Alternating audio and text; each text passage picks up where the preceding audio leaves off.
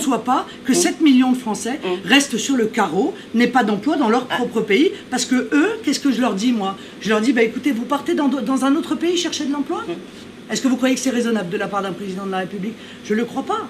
Donc je suis désolé que vous soyez impacté à titre individuel par cette mesure, mais de manière générale, je vous le dis clairement et je l'assume, vous voyez, moi à la différence des autres, mon objectif c'est de donner une priorité d'emploi aux Français. Alors répatrier tous les Français qui travaillent à l'extérieur, comme ça nous répatrier tous les Français qui travaillent à l'extérieur, ça nous ferait des emplois chez nous aussi. Mais madame, s'ils sont dans des pays qui décident de taxer les contrats étrangers, ils ont le droit de le faire. Non, ils ne décident pas ça.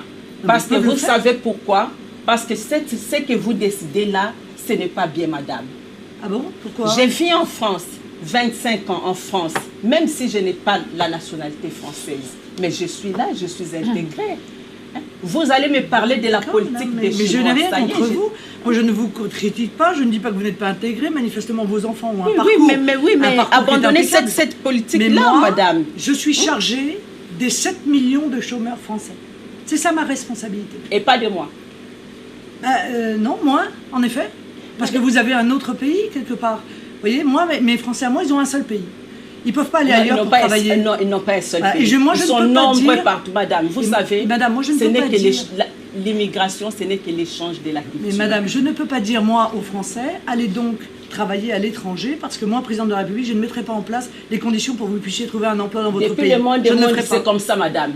Voilà. Les Français vont aller ailleurs, ailleurs vont venir en France, c'est comme ça. Depuis que le monde est monde, c'est comme ça, madame. C'est comme ça, madame. Essayez de revoir votre politique, madame. Non, je ne crois pas. Vous savez, les enfants là. Madame Le Pen, justement, vous parlez de la France c'est votre pays, n'est-ce pas? La France est un grand pays, n'est-ce pas? Vous êtes d'accord avec moi? Bien entendu. Mais qu'est-ce qui fait la richesse de la France, justement? C'est la diversité, madame.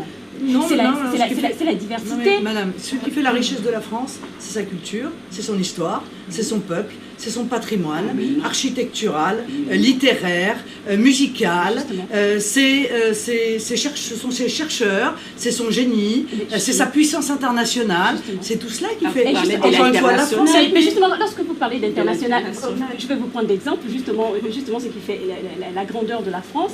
Vous avez parlé de la culture. La culture, elle est quoi? Elle est mixte, cette culture française. Non, madame, la culture française, c'est la culture française. Ça, c'est M. Macron qui pense qu'il n'y a pas de culture française, qu'il n'y a qu'une espèce de mélange. Non, la culture française, c'est la culture française. Et moi, j'ai envie de vous dire pourquoi vous